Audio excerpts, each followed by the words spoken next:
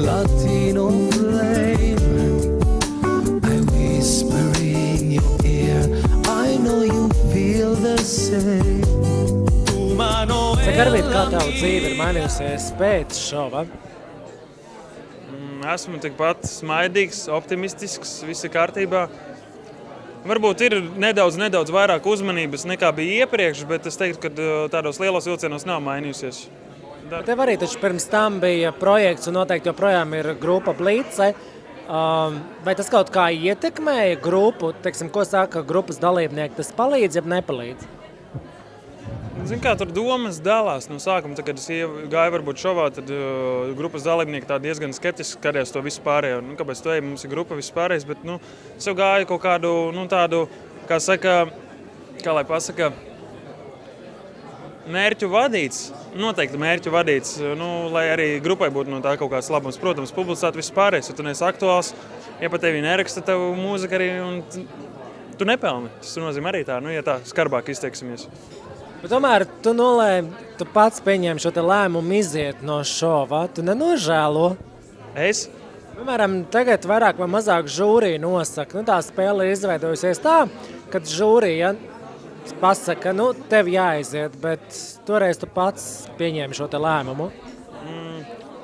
Īstenībā es nenožēloju, tāpēc, kad tas pats galvenais faktors bija tas, kad es reiķinājos ar to, kad es iznākšu ārā, ka man būs tie cilvēki, ar kuriem esmu turpinājis strādāt, būs mans producents Midis, būs buņģieris Kārlis Paukšta, būs bazitāris Arnis Grīnbergs un būšu es kā solists, kā viens no grupas vadītājiem. Būs mans menedžers un mēs visi turpināsim strādāt. Un tādā veidā es nenožēloju.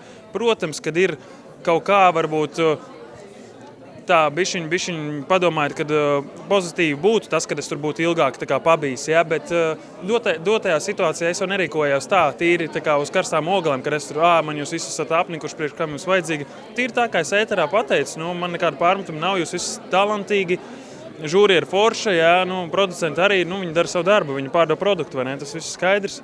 Un es vienkārši izgāju tāpēc, ka varbūt man tā komanda nebija nosījusies tāda, kāda es biju varbūt gaidījis, un tā kā pirmajā skatienā man viņa likās. Man arī tā liekas. Jā, tas varbūt bija viens no galvenajiem šitiem te, jo principā, ja tu ej tajā šovā, ja tu ej kādā šovā iekšā vai tu kaut kādu projektu taisi, tu ieliec viņā, nenormāli daudz enerģijas, visu laiku liku katrā priekšumā un katrā baigi daudz savas enerģijas un dvēseles iekšā.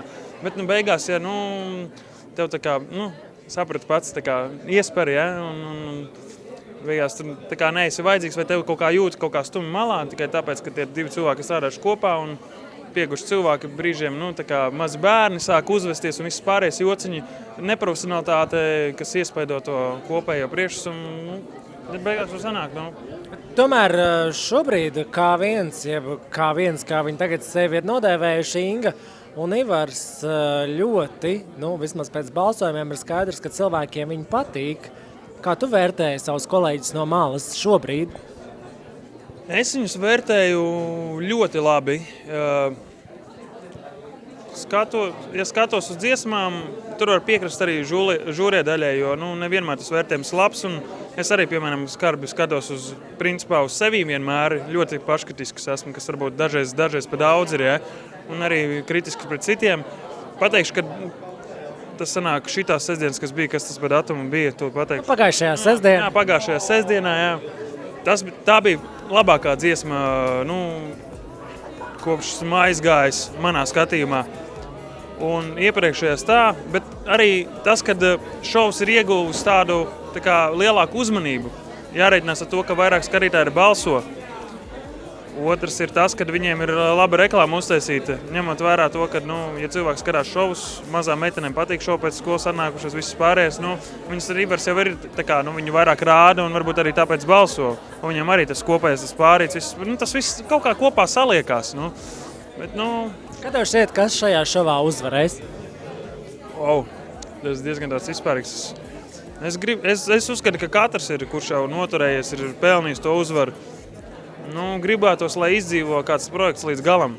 Mans viss... Ir kā viens, jeb kaut kas cits?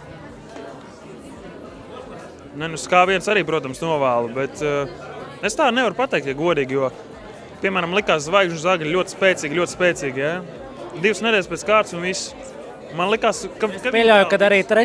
nedēļa tāda varētu būt. Tās ir manas domas. Jā, tas varētu būt, bet, principā es tā nevaru uzbūrt ainu un pateikt, kur vinnēs. Man patīk kritīgi Tībens, man patīk viņa enerģētika, viņa harizmu uz...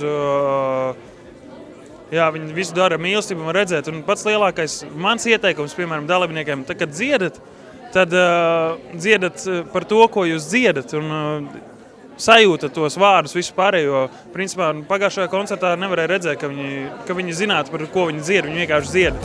Tā, atdzied, principā.